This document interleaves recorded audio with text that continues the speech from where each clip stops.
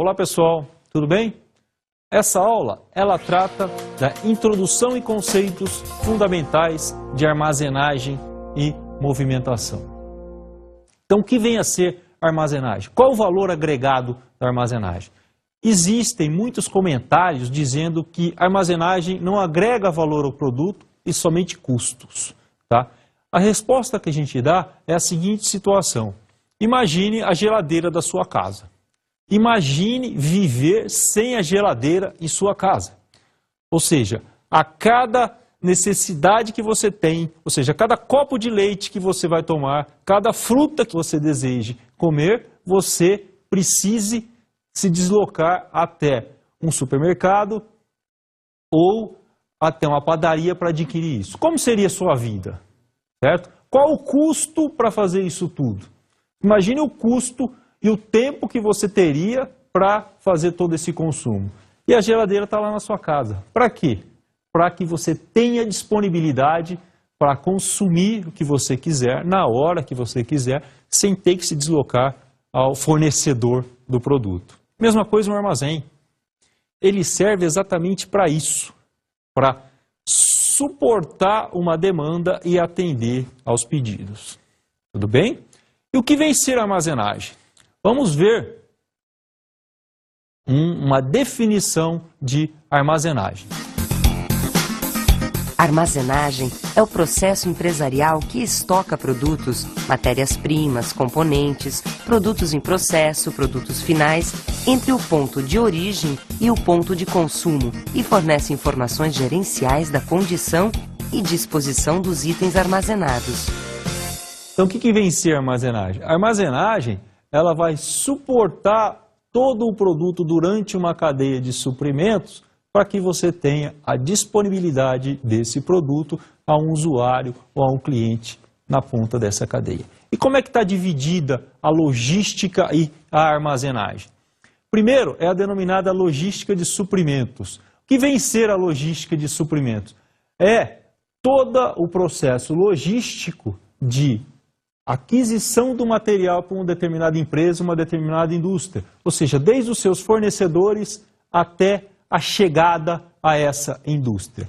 A partir do momento em que esse material chegou à indústria, nós temos a logística industrial. O que é isso? O que é logística industrial? É todo o suprimento, todo o abastecimento de materiais para que a indústria funcione convenientemente. Tá? E o produto, quando fica pronto, inicia-se um outro processo que é a logística de distribuição.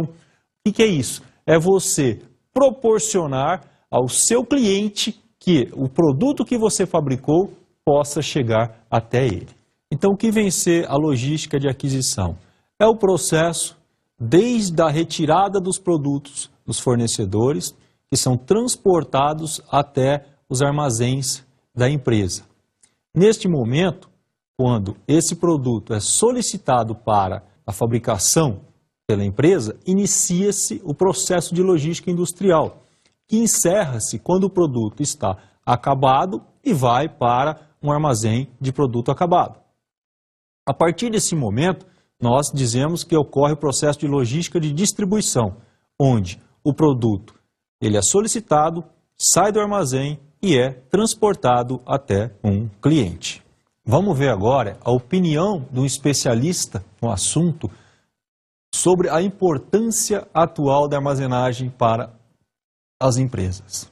Nas empresas, em geral, a armazenagem é uma componente indispensável para um melhor controle, e distribuição de seus produtos.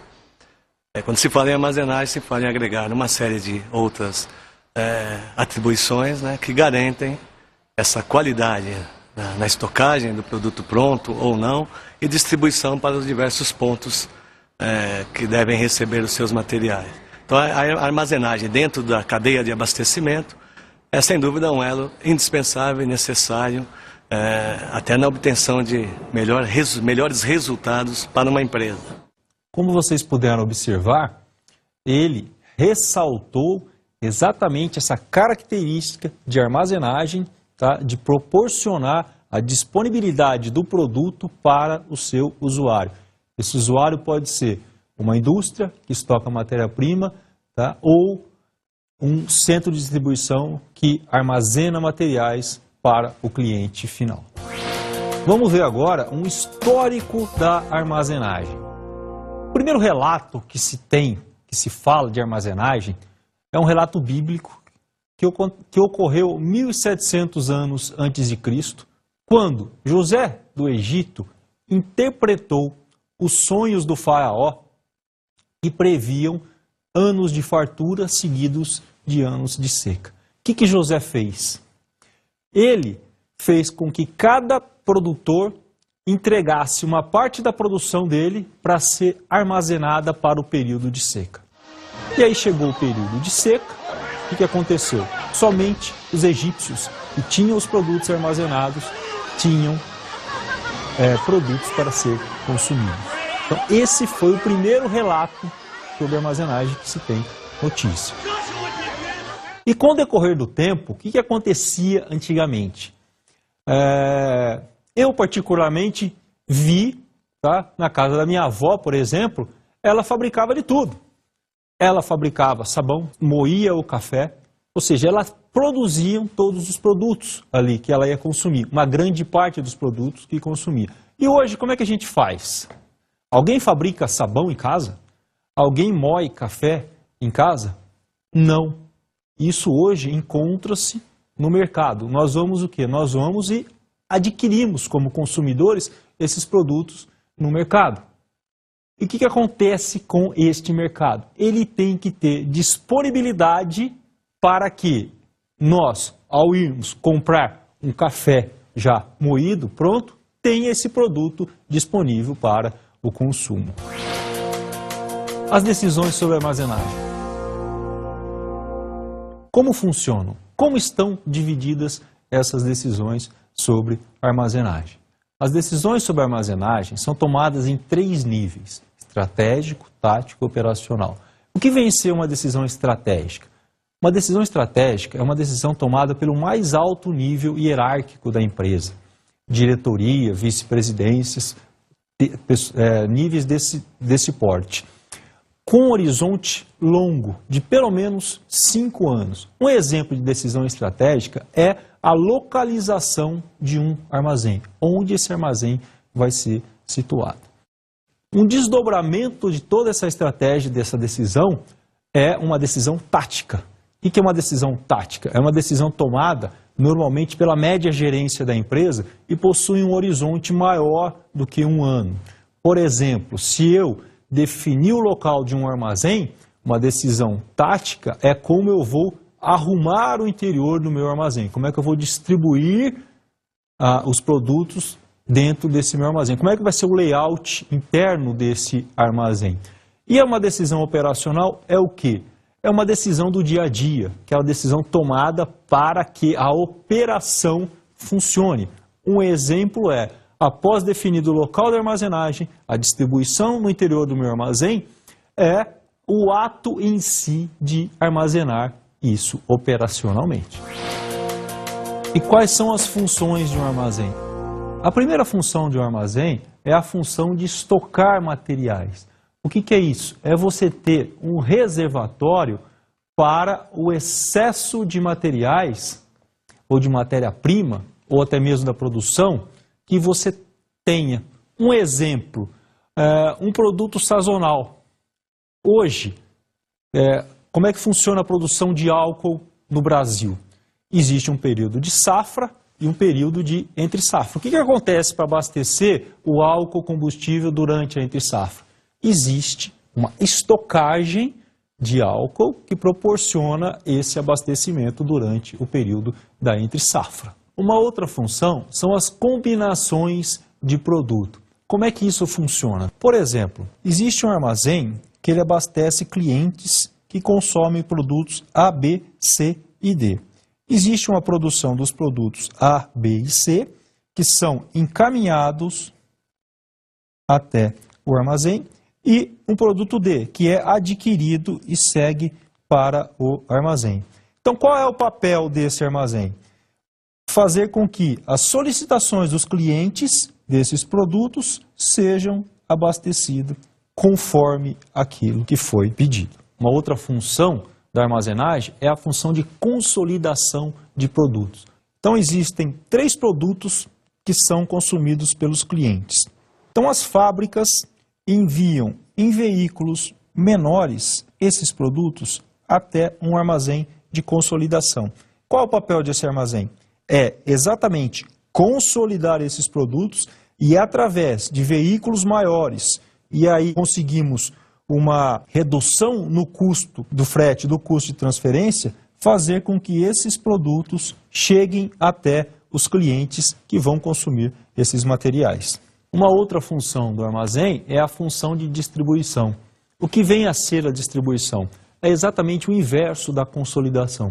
Os produtos, eles vêm das fábricas em veículos de grande porte, com baixo valor de custo unitário de transporte, vão até um armazém de distribuição e a partir daí os produtos são enviados para os clientes em veículos maior. Qual é o ganho dele? Você reduz o custo de transporte nessa etapa da fábrica até o armazém de distribuição.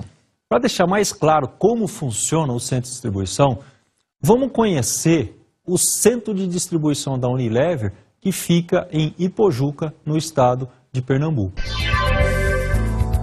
O centro de distribuição da Unilever, no município de Ipojuca, na região metropolitana de Recife, em Pernambuco, é o principal do Nordeste. Operando desde 2003, durante 24 horas por dia, o centro recebe e distribui cerca de 1.285 produtos diferentes, provenientes de várias linhas de produção espalhadas pelo país. Desse centro de distribuição, os produtos se espalham pelo Brasil. Uma outra função de um armazém é a satisfação do cliente. Talvez seja essa a função de existência de todo um sistema logístico, todo um sistema de armazenagem. Qual é o papel de um armazém para satisfazer o cliente? Hoje as empresas trabalham com estoques reduzidos. Ninguém quer ter estoque, porque estoque significa o custo de capital imobilizado. Então as empresas não querem ter estoque.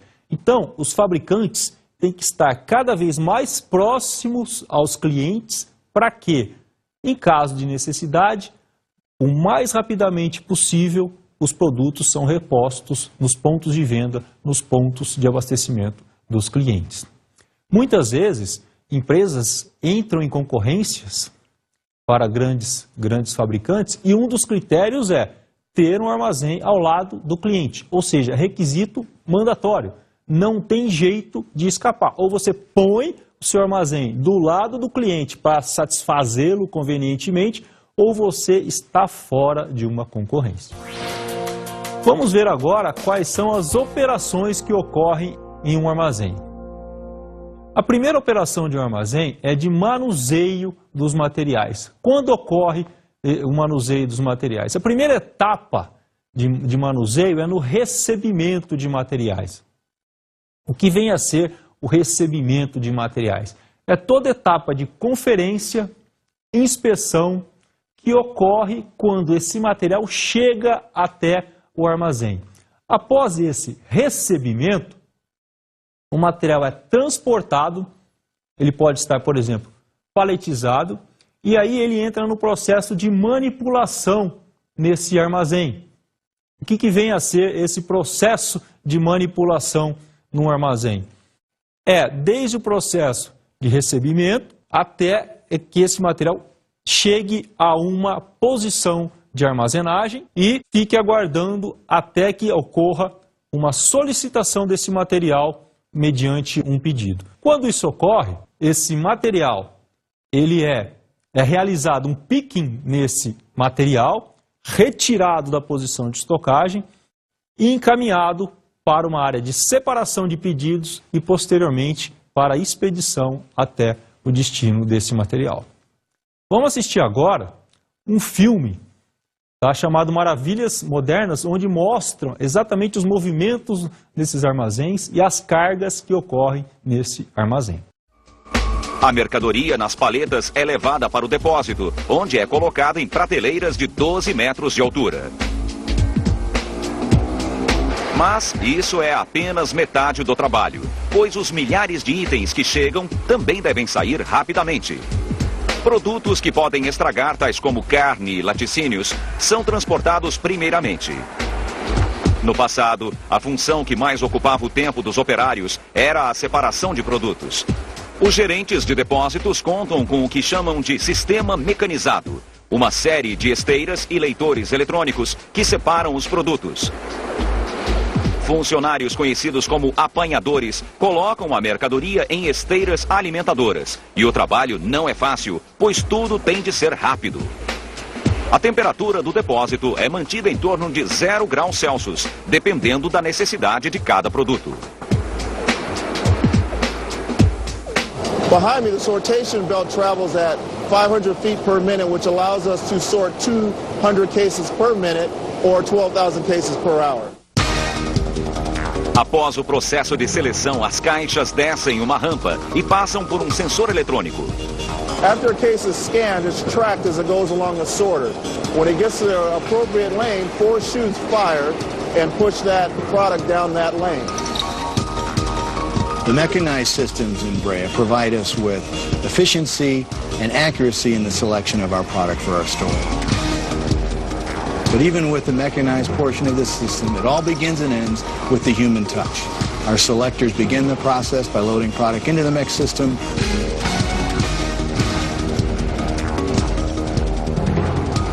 And our palletizers take the product off the system and prepare the pallets for our retail stores. O que nós observamos nesse filme? Observamos um armazém e um processo de movimentação totalmente automatizado e a rapidez com que isso ocorre dentro desse processo de armazenagem.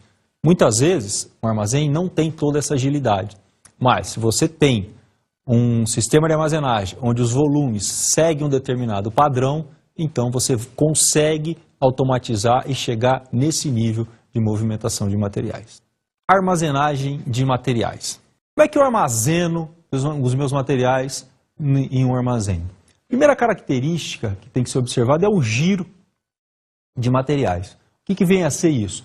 Um material que tem mais movimento, mais entrada e saída do que outros. Então, esse material que possui o maior giro, ele deve ser armazenado em posições próximas às docas, próximas às movimentações.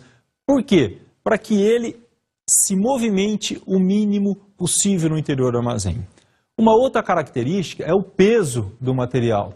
Então, por exemplo, se eu tenho um material bem pesado, com uma alta densidade, normalmente ele tem que ser colocado numa posição no próprio piso. Não adianta você colocar um material muito pesado numa posição bastante elevada. Você tem até risco de segurança para fazer essa armazenagem. E uma outra característica que tem que ser observada é o requisito de armazenagem. Por exemplo, se o material ele tem um requisito de refrigeração, ou seja, ele tem que ser armazenado sob temperatura controlada e refrigerada, ele não pode ficar numa área comum do armazém, ele tem que ser armazenado na área específica. Ou até mesmo produtos que apresentam risco, produtos perigosos. Ele tem toda uma legislação que tem que ser observada e ele tem que ficar em uma área destinada para esse fim. E as interfaces com outras funções logísticas que possui a armazenagem. A primeira interface é o transporte. Então, existe uma função logística de transporte e a armazenagem ela pode proporcionar toda uma economia desse transporte. Como é que isso funciona?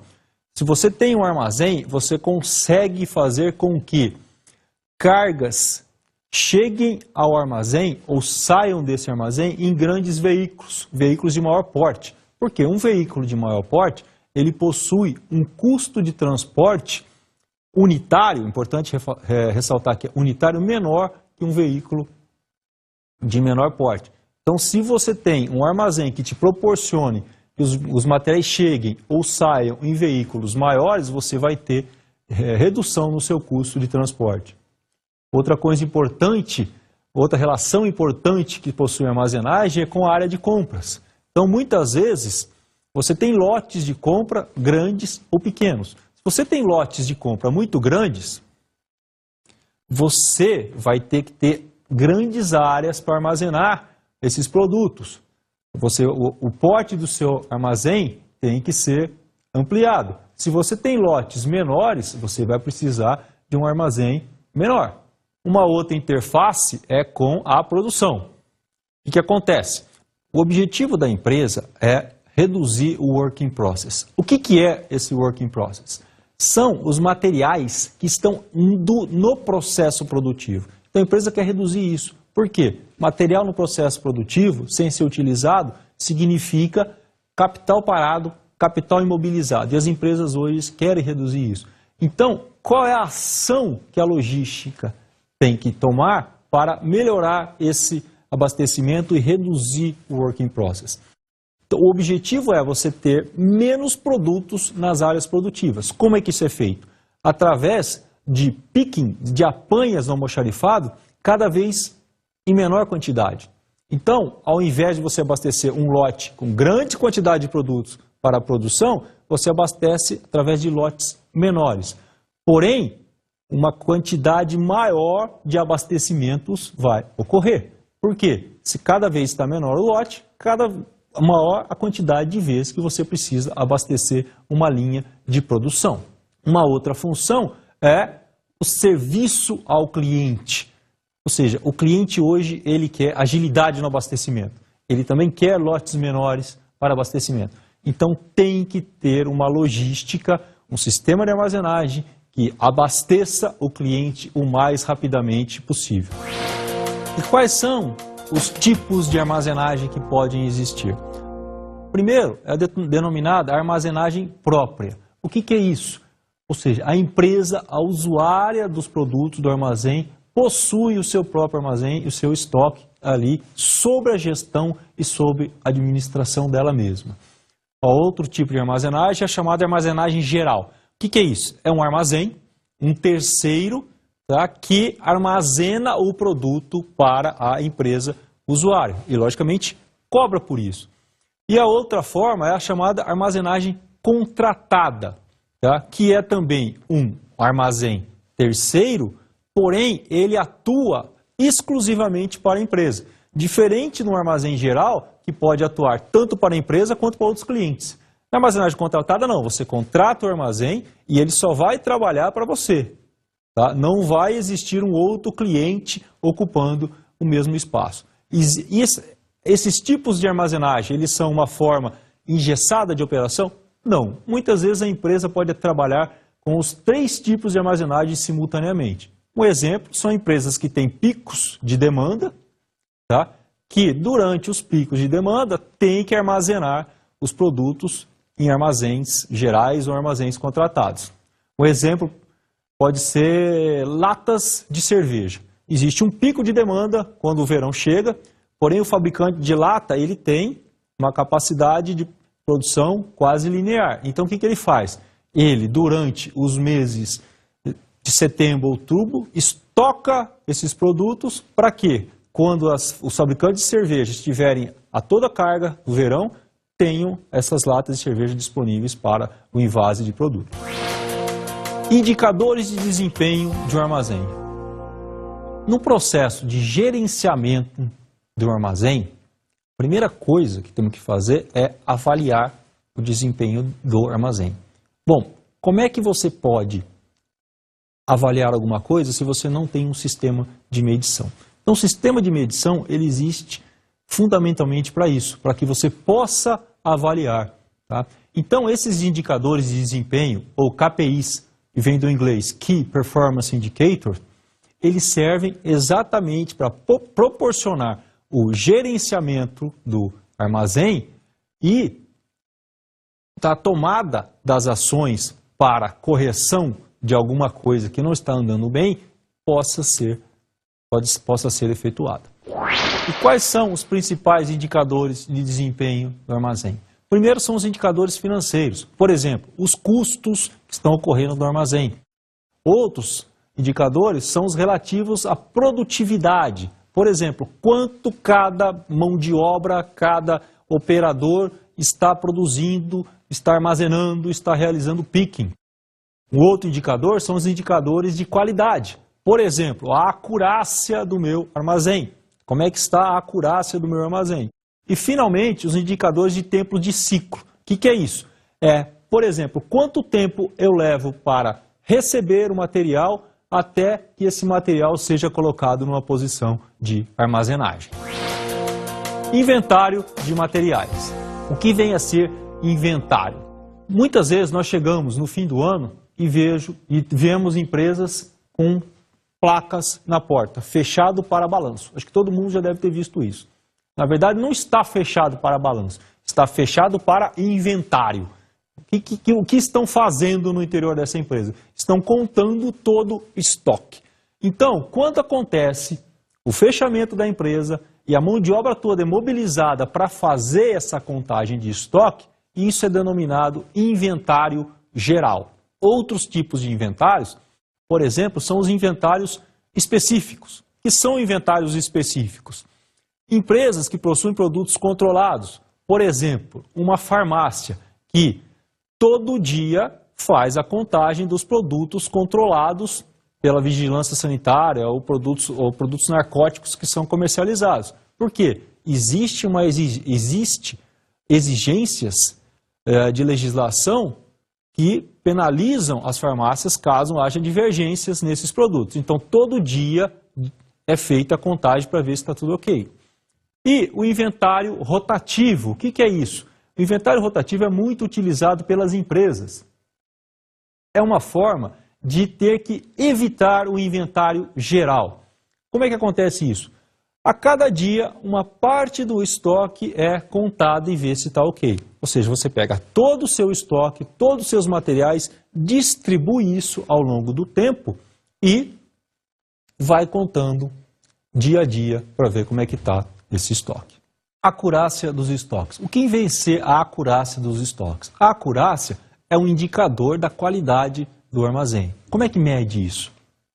Quando se faz um inventário, você tem as contagens corretas, tá? E as contagens que foram realizadas. Então, essa relação, quantidade de informações corretas sobre quantidade de informações verificadas, vai nos dar a acurácia do estoque. Se eu multiplico isso por 100, tá? Eu vou ter essa acurácia numa medida percentual.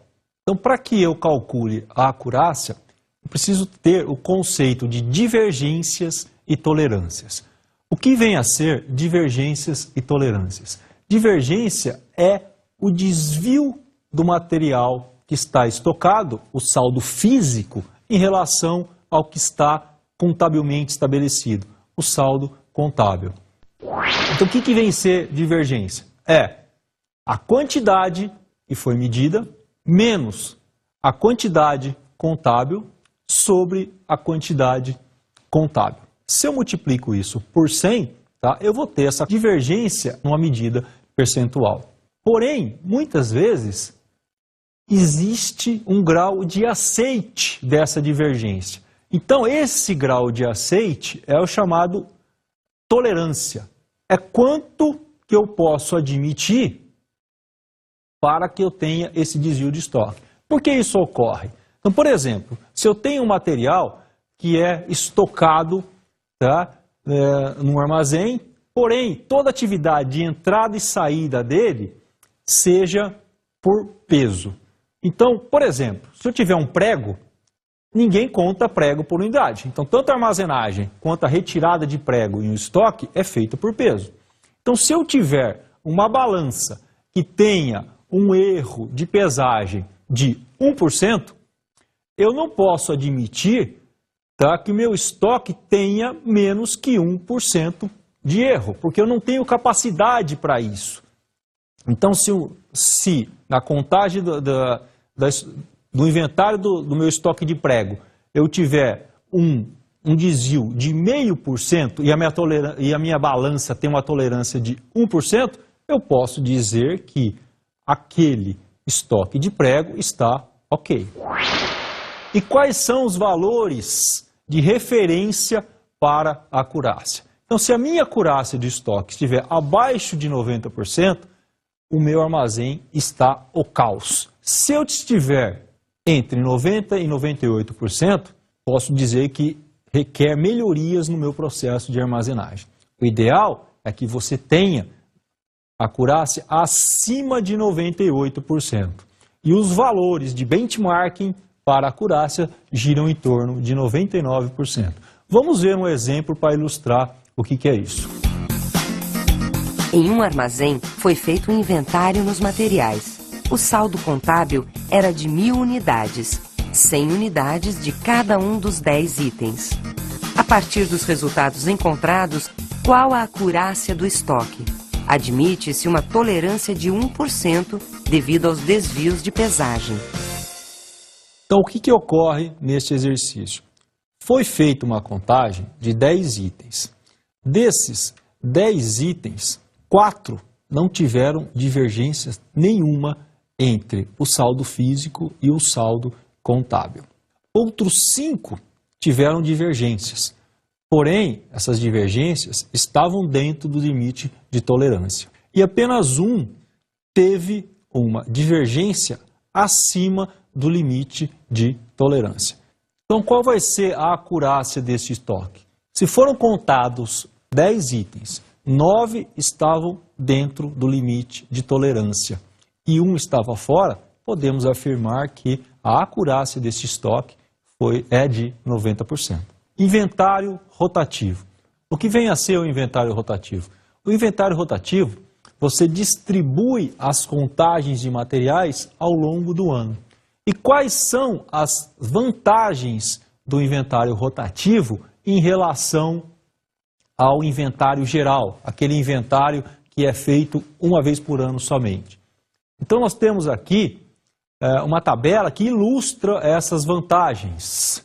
Então, enquanto no inventário geral você tem um esforço concentrado, normalmente no final do ano, isso vai proporcionar um pico no custo, no rotativo não, ele é uma carga linear. Então, ele não afeta a rotina da empresa.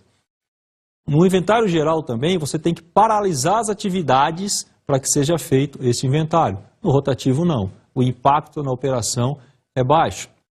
E, principalmente, as ações tomadas no inventário geral, você não consegue atuar preventivamente, porque as causas não são identificadas, enquanto no inventário rotativo, as causas são identificadas rapidamente.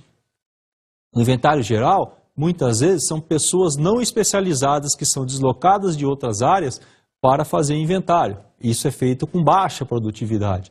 Enquanto no inventário rotativo, a equipe se especializa e a produtividade aumenta. E por fim, no inventário geral, você não tem um ganho em cima daquela acurácia. Você apenas a mediu, tá? E não tomou ação para melhorar. Enquanto no rotativo, por ser rapidamente detectado, você evolui a acurácia, detecta as causas e pode tomar ações que vão prevenir os próximos desvios de acurácia. Dimensionamento do inventário rotativo. Então, como é feito o dimensionamento desse inventário? Bom, primeiramente, temos que classificar os materiais. Normalmente, utiliza-se uma classificação ABC de materiais, ABC de giro, para classificá-los. A partir daí, nós começamos a dimensionar este inventário. Para ilustrar, vamos fazer um exemplo e acompanhar a resolução desse dimensionamento. Uma empresa possui em seu armazém 5.000 itens classe A, 10.000 itens classe B, 59.000 itens classe C e 20.000 itens classe D. Foi estabelecido que os itens A serão contados 3 vezes ao ano. Os itens B, 2 vezes ao ano. Os itens C, 1 vez ao ano. Os itens D, 0,5 vezes ao ano, 1 vez a cada 2 anos. Cada trabalhador do inventário é capaz de realizar 50 contagens ao dia e trabalha 5 dias por semana no inventário. Considerando um ano de 52 semanas, qual o tamanho da equipe necessária para realizar o inventário rotativo? Por definição, os materiais classe A são contados 3 vezes por ano. Portanto, se eu tenho 5.000 materiais classe A, eu vou ter 15.000 contagens anuais para esses itens. Os materiais classe B são contados 2 vezes ao ano. Portanto, se eu tenho 10.000 materiais classe B, eu vou ter 20 mil contagens anuais para esse item. Os materiais classe C são contados uma vez ao ano. Portanto, são necessárias 59 mil contagens anuais para esses itens. Os materiais classe D são contados uma vez a cada 2 anos, ou seja, meia vez por ano. Portanto, vão ser necessárias 20 mil vezes meio, 10 mil contagens anuais para esses itens. Então, o total de contagens anuais vai ser do quê? 15 mil, mais 20 mil, mais 59 mil, mais 10 mil, que vão ser 104 mil contagens ao ano. Então, sabendo-se que um ano tem 52 semanas, logicamente eu vou ter que contar 104 mil dividido por 52, que vai me dar 2 mil contagens semanais. Se a empresa trabalha 5 dias por semana, logo eu vou ter que fazer 2 mil dividido por 5, que vão ser 400 contagens por dia. Se cada trabalhador de inventário é capaz de realizar 50 contagens ao dia, então eu vou precisar de 400, que é o meu total de contagens diária, dividido por 50, que vai me proporcionar 8 pessoas na equipe.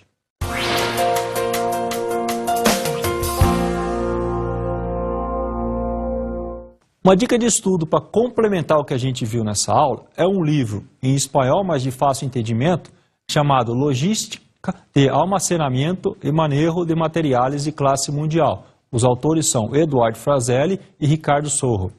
Os capítulos 1, 2 e 3 desse livro, ele vai nos mostrar os principais indicadores de desempenho, critérios da qualidade e fatores para que você possa fazer uma armazenagem de classe mundial.